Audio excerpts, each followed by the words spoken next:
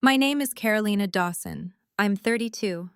At 6:47 a.m. on a Tuesday morning, exactly 14 hours after I'd given birth to my daughter Lily, my father walked into my hospital room, looked at her sleeping in my arms, and said, "Well, at least she got her mother's nose. Maybe she'll have a shot at normal." My brother Greg stood behind him, checking his phone, and laughed. I'd been awake for 31 hours straight. My epidural had failed twice. I had 16 stitches. And my father's first words to my newborn daughter were about her not inheriting my failures. "Dad," I said quietly. Lily's fingers were wrapped around my thumb. "Can we not do this right now?" "Do what?" He pulled the visitor chair closer, the legs scraping linoleum. "I'm just being honest, Carolina. Someone has to prepare you. Single mother, working those ER shifts, barely making rent. This baby deserves better than what you can give her." My hands started shaking. "I finished my advanced nursing certification last month. I got promoted to—" "Oh, the certification." Greg finally looked up from his phone. "Dad, she's still going on about that nursing thing." "It's not a thing, Greg, it's my career." "Career." My father smiled, but his eyes stayed cold. "Your mother had a career. She was a CPA, managed real accounts, real money. You wipe down hospital beds and stick needles in people." The lactation nurse walked in right then, saw my face, and immediately backed out. She'd heard it. The whole floor probably heard it. "I've been working 60-hour weeks for 8 years, I said. My voice cracked and I hated myself for it. "I've never asked you for anything, not once." "Exactly." My father stood, adjusting his jacket. "Because you know we can't afford to bail you out. Your brother's real estate business is booming, but we're barely keeping the house. My pension doesn't stretch like it used to." That word, pension, my stomach turned over. Stomach. Greg pocketed his phone. "Look, sis, we're just worried about you. You're always so defensive." Before I go on, if stories about standing up for yourself mean something to you, please hit like and subscribe and tell me in the comments where you're watching from right now and what time is it there. Let me take you back 7 years to the day I met the woman who would change everything. It was a Sunday in October, and I was studying pharmacology notes in my car during my lunch break in the hospital parking garage. I'd been pulling 12-hour ER shifts and studying for my advanced certification simultaneously for 11 months straight. My thermos of cold coffee sat in the cup holder. My neck ached from sleeping 3 hours a night. A knock on my window made me jump. An older woman with silver hair pulled into a neat bun stood there, holding a brown paper bag. She wore pearls and a navy cardigan despite the heat. I rolled down my window. "I'm Patricia Dawson," she said. "George Dawson's mother. He's the financial advisor on the 3rd floor." "I'm sorry, I don't—" "You're Carolina.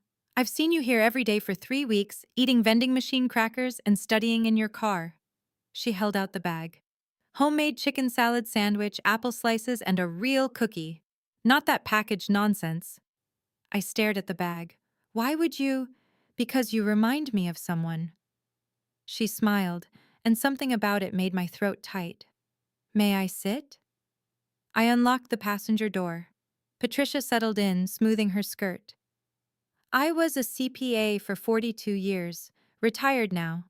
My son's office overlooks this parking garage, and he mentioned seeing a young nurse who studies through every lunch break. I was curious." "I'm trying to finish my advanced certification," I said. "It's expensive, but it'll mean better shifts, better pay." "And your family? Do they help?" I looked down at my pharmacology notes. The margins were filled with my handwriting. "My family doesn't really. They're dealing with their own things." Patricia reached over and closed my textbook gently. "Carolina, I'm going to tell you something, and I need you to remember it. Can you do that?" I nodded. "Some families see a workhorse and convince themselves they're seeing a willing volunteer. They'll take and take until you have nothing left, and then they'll resent you for being empty." Her hand covered mine. It was warm. Don't let them make you believe you're less than you are. I didn't cry.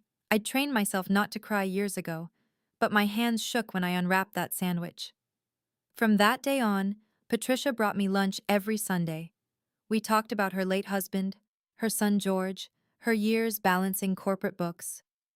She asked about my shifts, my studies, my life.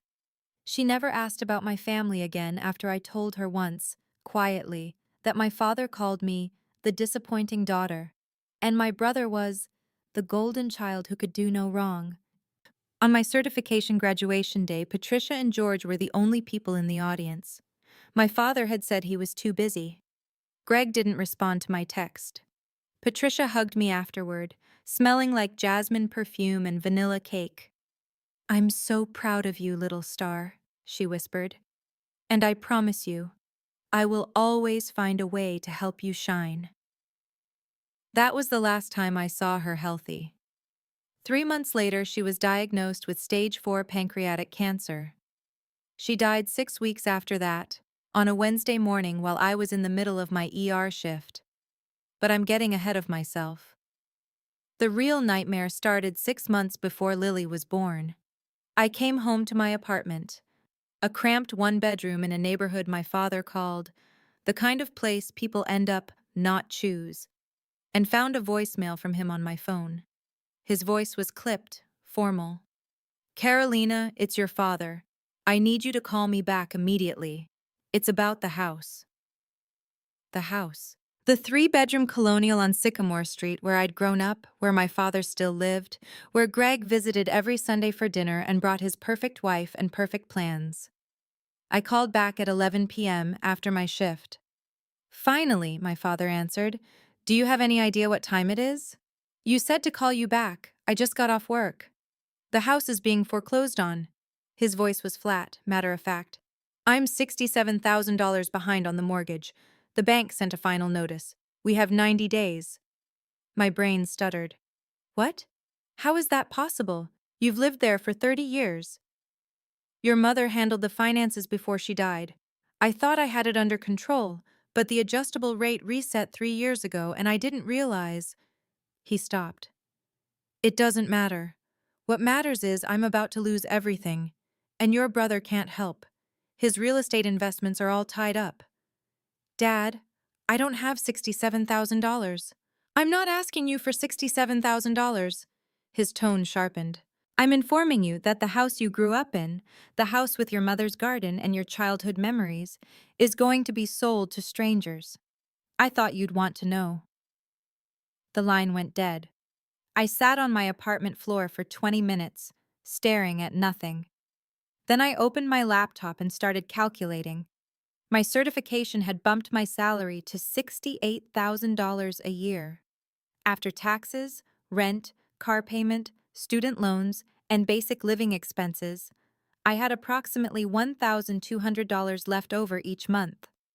If I picked up every extra shift available, cut my grocery budget in half, and stopped putting anything into savings, I could scrape together maybe $2,800 a month. It would take me 7 years to save $67,000. The foreclosure notice gave us 90 days.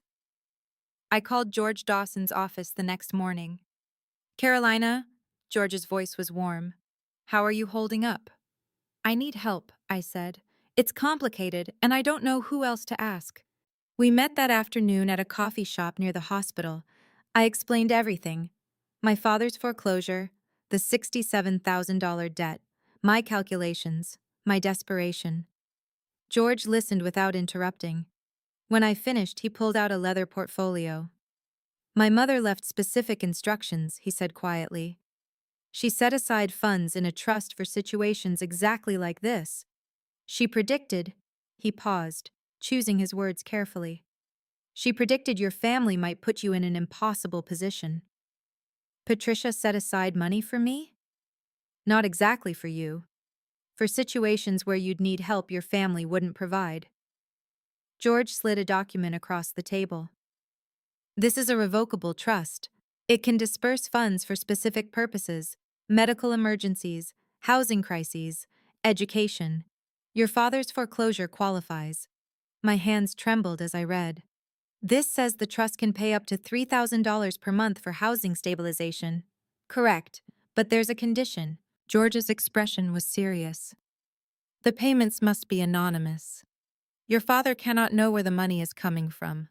My mother was very clear about this. She said, and I quote, "They'll resent her for helping, but they'll accept help from a faceless institution." Why? Because she knew your father, Carolina. She did his taxes for 15 years before she retired.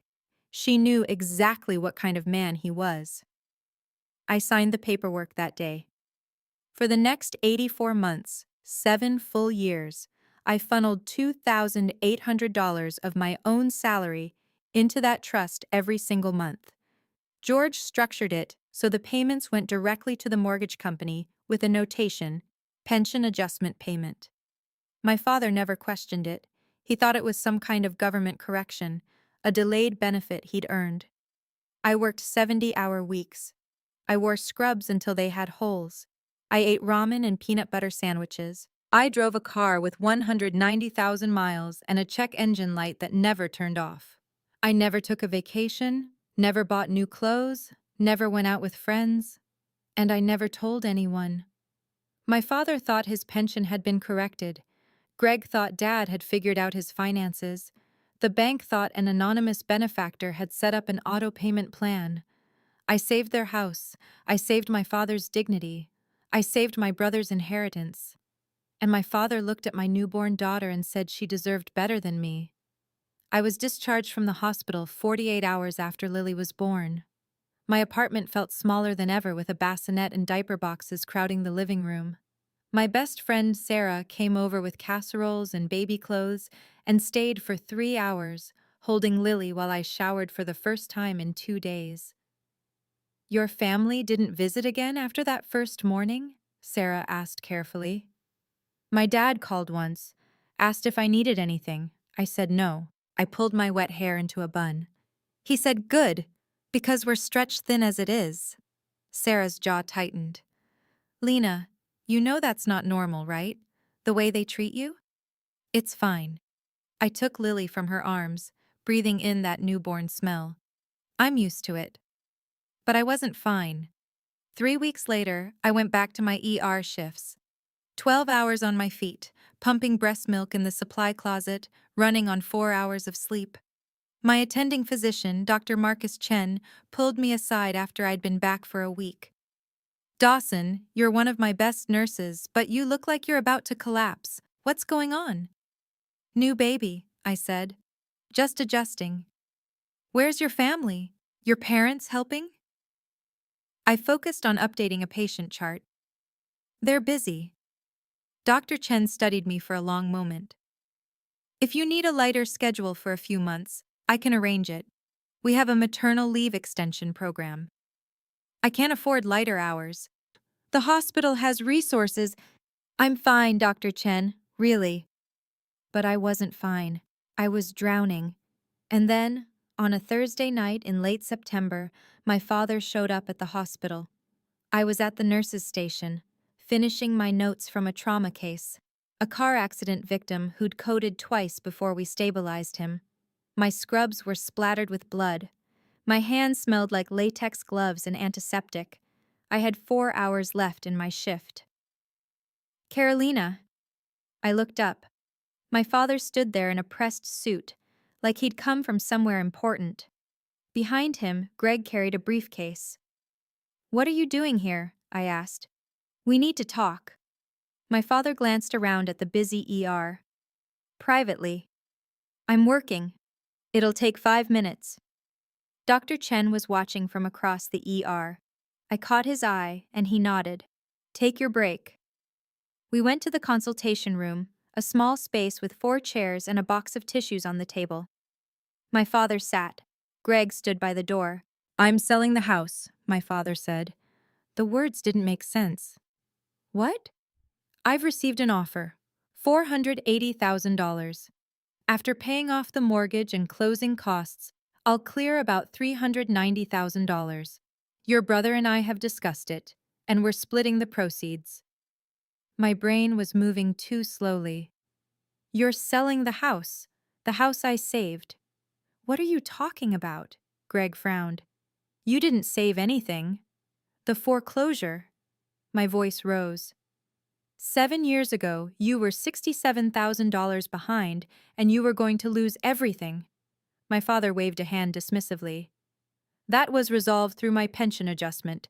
The government corrected their error, and I've been receiving supplemental payments ever since. It had nothing to do with you. Dad? I stood up. My legs felt shaky. That wasn't a pension adjustment. That was me. I've been paying $2,800 every single month for 7 years. I saved the house.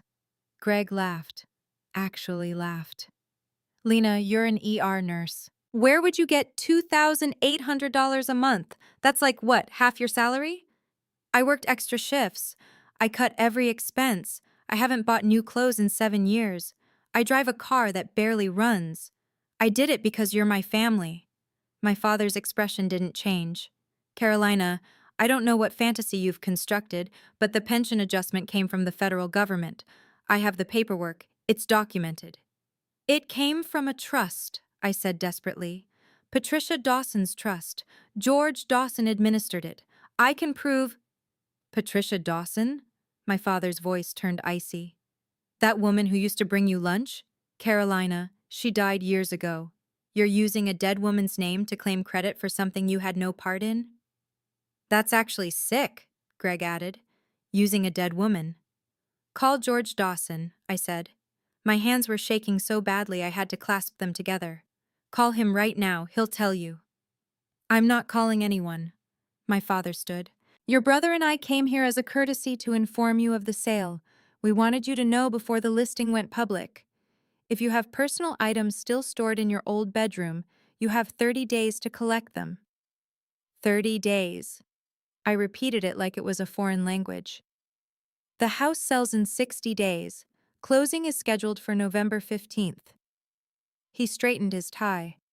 Your brother and I are using our portions to invest in his real estate expansion. We're finally going to build something substantial. With my money? With the pension adjustment, my father corrected, which I earned through 33 years of federal service. He walked out. Greg followed. I stood in that consultation room for 10 minutes before Dr. Chen knocked softly. Dawson, you okay? Fine, I lied. But something had cracked open inside me, and it wasn't just my heart.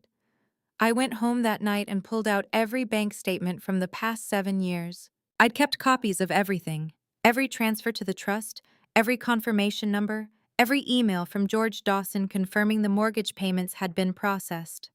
$2,800 per month. 84 months. $235,200 total. I'd been rounding down my earlier estimates.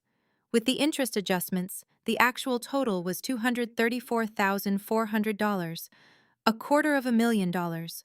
I'd given my father $250,000 to save his house, and he was selling it and keeping the money without even acknowledging I existed. I called George Dawson at 7 a.m. the next morning. Carolina, he answered immediately. I've been expecting your call. My father is selling the house. I know. He contacted me last week to verify the mortgage was clear. I couldn't tell you. Client confidentiality. George, I need the documentation. All of it. Every payment, every transfer, every piece of proof that the money came from me.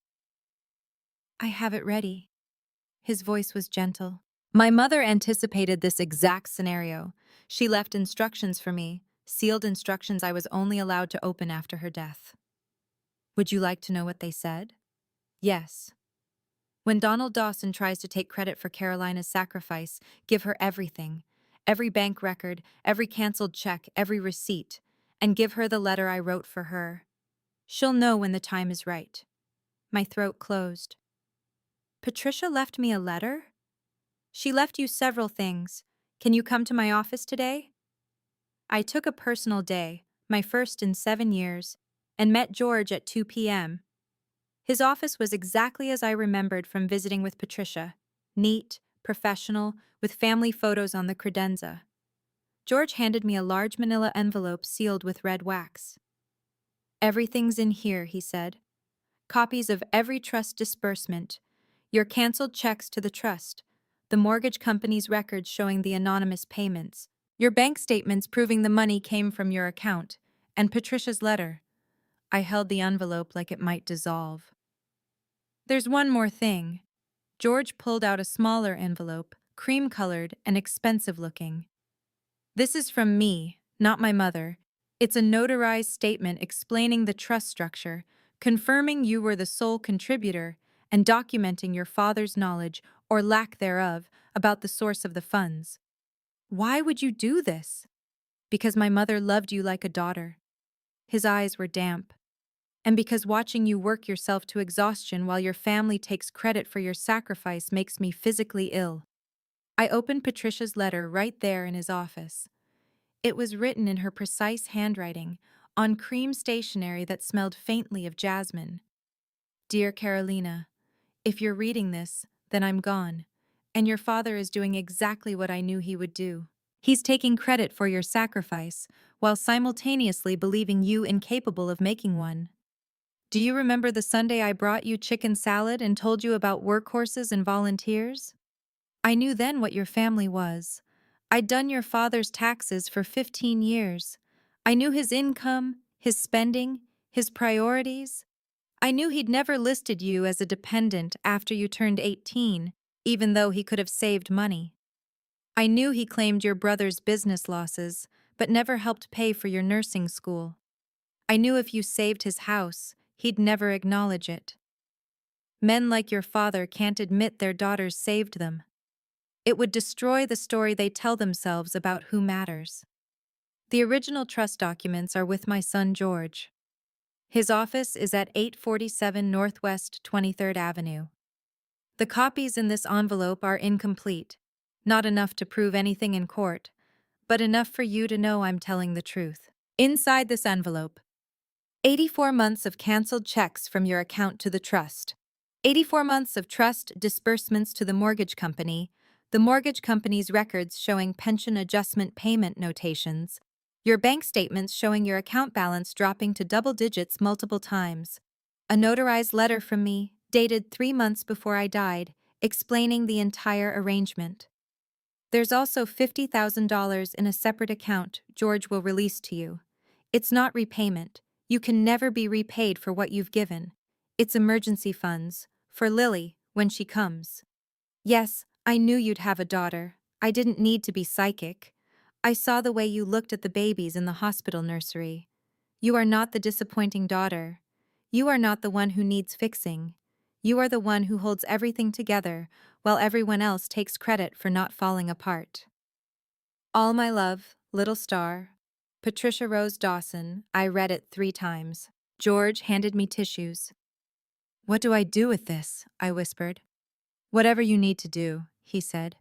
"My mother's only instruction was to give you the truth. What you do with it is your choice." I went home and put the envelope in my closet, behind my winter coats, and I waited.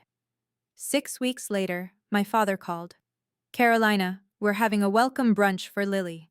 Sunday at 1 p.m., your brother's wife is organizing it. She's invited about 30 people, family, neighbors, some of Greg's business associates. We'd like you to bring the baby." A welcome brunch.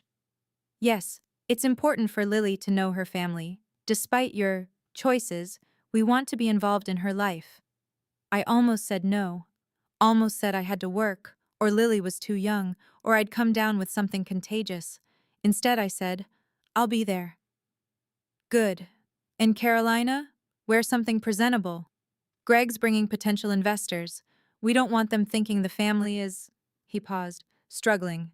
I hung up and pulled the manila envelope from my closet. Sunday morning, I dressed Lily in the white dress Sarah had given her, soft cotton with tiny embroidered flowers. I put on my one good dress, navy blue and simple, that I'd worn to Patricia's funeral. I did my makeup carefully, like armor, and I put the envelope in my diaper bag, underneath the wipes and bottles. The brunch was in my father's backyard, the backyard of the house I'd saved. White tablecloths covered 6 rented tables. 32 people milled around with champagne glasses and plates of catered food. My brother's wife, Amanda, had strung cafe lights and set up a welcome banner, Baby Lily. My father stood at the center of it all, shaking hands, accepting congratulations. I walked in carrying Lily at 1:08 p.m. Greg saw me first. There she is, the new mom! People turned, smiled, cooed at Lily. My father approached, champagne in hand. Carolina, you made it. You invited me. Yes, well. He glanced at my dress. I suppose that's the best you could do. Amanda swooped in, reaching for Lily. Oh, let me hold her. I've been dying to snuggle this little angel. I handed her over, watching my daughter disappear into a circle of aunts and cousins I saw maybe twice a year. Sarah appeared at my elbow. You okay? She whispered. I'm fine. You're gripping your purse like it contains state secrets. It does. At 2 p.m., my father tapped his champagne glass. Everyone, if I could have your attention. The crowd quieted. Lily started fussing in Amanda's arms. I want to thank you all for coming today to welcome my granddaughter Lily into the world. My father's voice carried across the yard. It's a blessing to watch our family grow, and I'm grateful to still be in the home where I raised my children, the home where I can now watch my grandchildren grow. Applause, murmurs of agreement. 7 years ago, I faced a difficult moment. The mortgage on this house had become challenging. I was prepared to make sacrifices. He paused for effect. But then my pension adjustment came through. The federal government corrected an error, and I received supplemental payments that allowed me to keep this home. It was a miracle of timing. More applause. And now, thanks to my son Greg's business acumen and our careful financial planning, this house is paid off completely. We're building something lasting, something we can pass down. Greg stood, grinning, raising his glass. To Dad, for never giving up. To Dad, the crowd echoed. My father's eyes found mine across the yard. Though I wish all my children had inherited my financial discipline, but we do what we can. He smiled. To family! To family! Lily was screaming now, her face red. Amanda tried bouncing her, but my daughter knew her mother's smell, her mother's arms. I walked through the crowd and took Lily from Amanda. My father was still standing at the head table, basking in attention. I walked up to him. Dad, I said quietly, can I see you inside for a minute? Carolina, I'm in the middle of... It's about the pension adjustment. I kept my voice calm. I think there's been a misunderstanding. His expression flickered. What are you talking about? Just give me 5 minutes. Inside. Greg stepped forward. Sis, seriously? This is Lily's party. Can't this wait? No, I said. It can't. Something in my voice made my father move. We walked into the house I'd saved, and I set Lily's carrier on the kitchen counter. What is this about? My father demanded. I pulled the envelope from my diaper bag. This is about the pension adjustment that saved your house. I set the envelope on the counter between us. The pension adjustment that came from me. We've been through this. Open it. Carolina, open the envelope, Dad. He did. I watched his face as he pulled out the first document. A bank statement from my account, dated March 2018, showing a transfer of $2,800 to Dawson Family Housing Trust. Then the second document, the trust disbursement to the mortgage company, dated the same month. Then the third, the mortgage company's record showing pension adjustment payment. His face went white. There are 84 months of these, I said softly. Every single month for 7 years, $2,800 from my account to the trust, then from the trust to your mortgage company.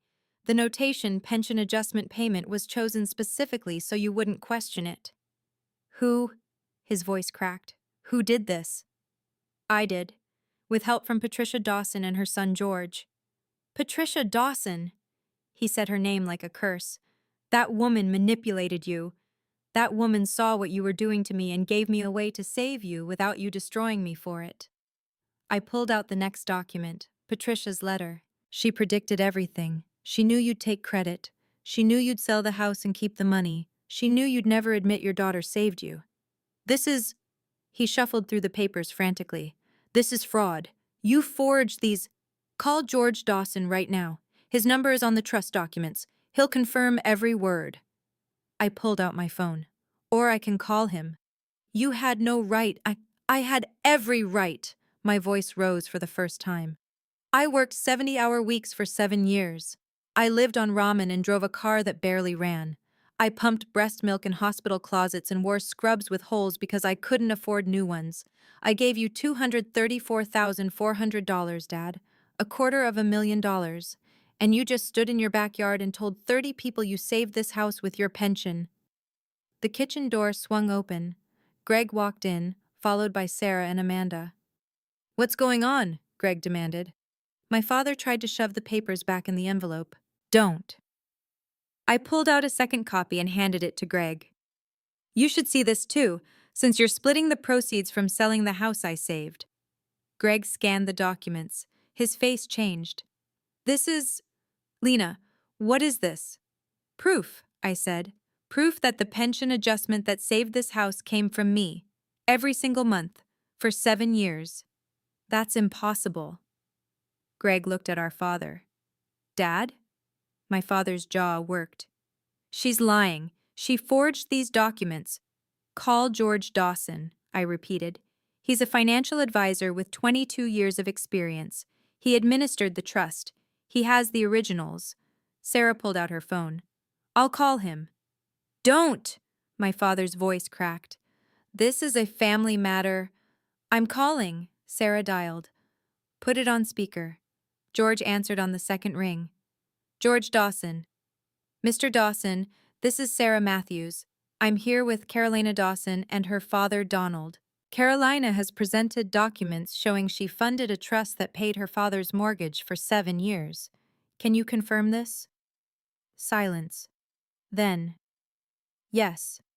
Carolina was the sole contributor to the Dawson Family Housing Trust, which dispersed $2,800 monthly to the mortgage company from March 2018 through February 2025.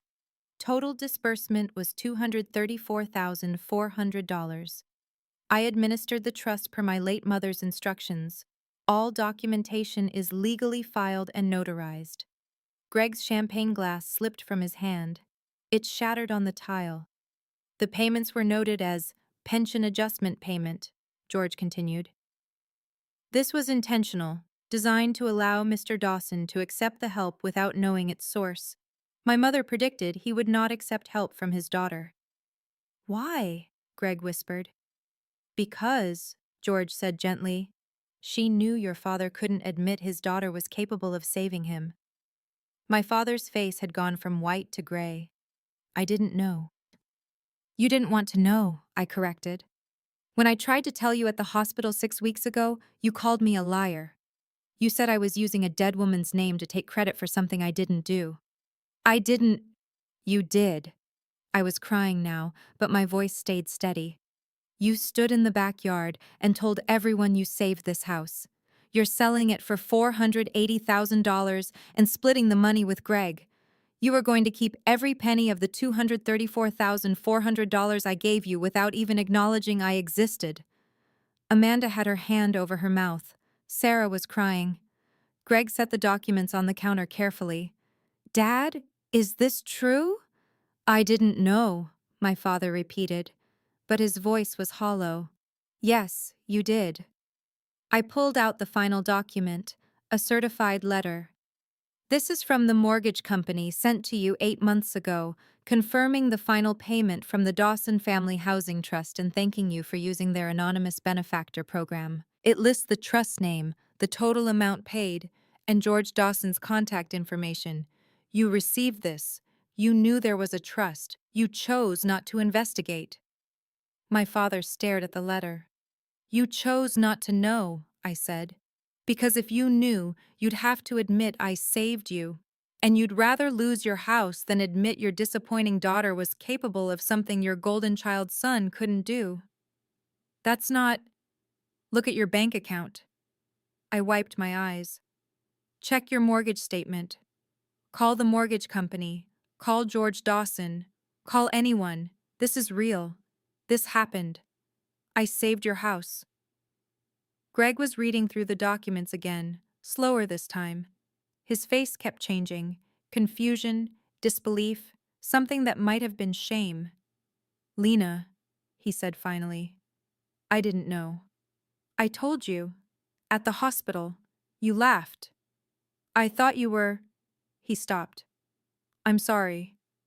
Sorry doesn't pay me back $234,400. My father finally looked at me. Really looked at me. What do you want? I want you to tell the truth. My voice broke. I want you to walk back out to that brunch and tell 30 people that your daughter saved your house. That you were wrong, that I'm not the disappointing one. I can't. Then you can pay me back $234,400 plus 7 years of interest. Or I file a lawsuit for fraud and breach of trust, and I take you to court, and I make sure everyone knows exactly what kind of man you are. The kitchen went silent except for Lily's soft breathing from her carrier. You wouldn't, my father said. I have a daughter now. I looked at Lily, sleeping peacefully despite the chaos. And I will not let her grow up watching her grandfather treat her mother like garbage and thinking that's normal. Either you acknowledge what I did, or you never see her again. Carolina, choose. My father's hands shook as he set the papers down. He looked old suddenly, shrunken. He walked out the back door. I followed, carrying Lily. The brunch had continued outside, people chatting, eating, laughing. My father returned to the head table, tapped his glass again. Everyone, I need to make a correction. The crowd quieted. I said earlier that a pension adjustment saved this house. That was incorrect. His voice was flat. My daughter Carolina saved this house. She paid $2,800 every month for 7 years, totaling $234,400 through a trust fund. I didn't know this until today. I was wrong. Silence. Then my Aunt Margaret said, What? Carolina saved the house, my father repeated. Not me, not my pension, her. Uncle Tom stood up. Donald, are you saying Carolina gave you $250,000? Yes. The backyard erupted in murmurs, questions, gasps. Greg stepped out behind me. It's true. We just verified it. Dad's mortgage was saved by Lena's money. We thought it was a government pension adjustment. It wasn't. Amanda burst into tears. My father stood there looking at the ground while 32 people processed what he'd admitted. I walked to the head table, still carrying Lily. I'm not here for revenge, I said clearly. I'm here for truth. Patricia Dawson knew this day would come. These documents speak for themselves. I pulled out one more paper, a bank check made out to me, for $50,000 from Patricia's estate. This is from Patricia. Emergency funds for Lily. Money Patricia set aside because she knew my family would never help me when I needed it. I looked at my father. She was right. I turned to leave. Carolina. It was my Aunt Margaret. Please don't go. I'm tired, I said. It's been a long 7 years. I walked through the quiet crowd, past the white tablecloths and cafe lights and welcome banner, carrying my daughter. Sarah followed me to my car. That was the bravest thing I've ever seen, she whispered. It was just the truth. No. She hugged me carefully, mindful of Lily between us. It was justice. 3 weeks later, Greg called me. Lena, it's me. I know.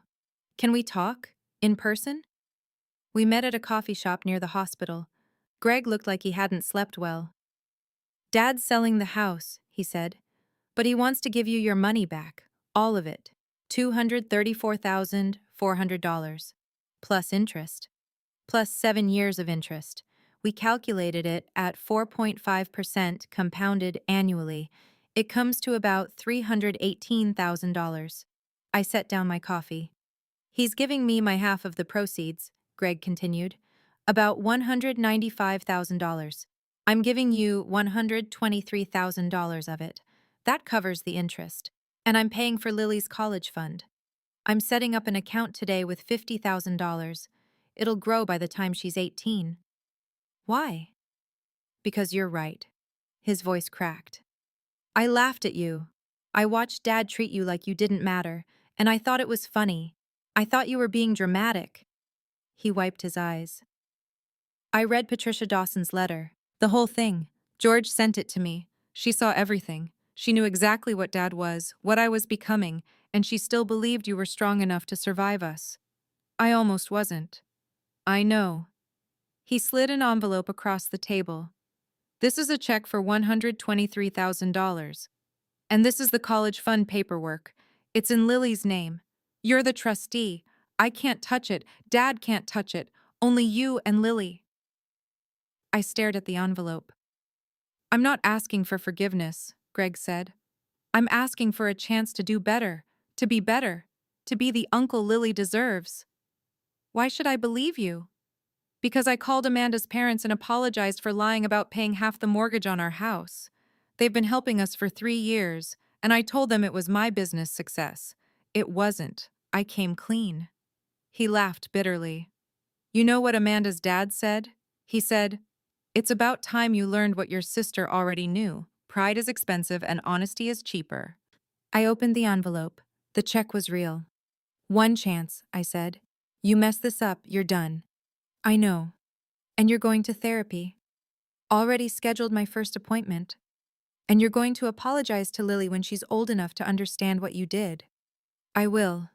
He stood. Thank you, Lena. Don't thank me. Thank Patricia. My father never apologized. Not directly. But 3 days after Greg gave me the check, I received a letter in the mail. No return address. My father's handwriting. Carolina, I can't say what you want me to say. I don't know how. The house is sold. Your money is returned. I'm moving to a condo in Clearwater, starting over. I was wrong about you. I know that now. But I can't undo 32 years of being wrong. Maybe someday Lily will ask about me. Tell her whatever you think is true. Donald. I read it once and put it in a box in my closet. Maybe someday I'd show it to Lily. Maybe not. 18 months later, I'm standing in the nursery of my new apartment, a 2-bedroom with a real yard, 15 minutes from the hospital. Lily is asleep in her crib, clutching the stuffed elephant Sarah gave her.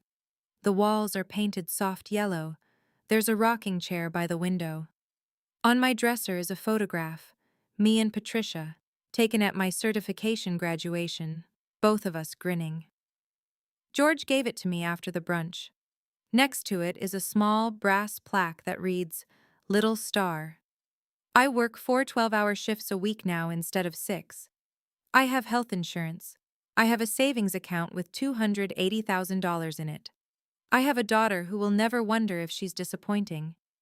And I have Patricia's voice in my head, reminding me, some families see a workhorse and convince themselves they're seeing a willing volunteer. I am not a volunteer. I am not a workhorse. I am Carolina Dawson. I'm 34 years old. I'm an ER nurse with advanced certification. I saved my father's house with $234,400 of my own money, and I survived him taking credit for it. If you're watching this, and you've ever had to save someone who refused to see you, type, I saved them, in the comments. Or if you're still fighting to be seen, type, I'm still fighting. Both are brave. Both are valid. If this story meant something to you, check the description for more stories just like this one. Thank you for being here. And remember, silence isn't peace. Silence is the price you pay for someone else's comfort.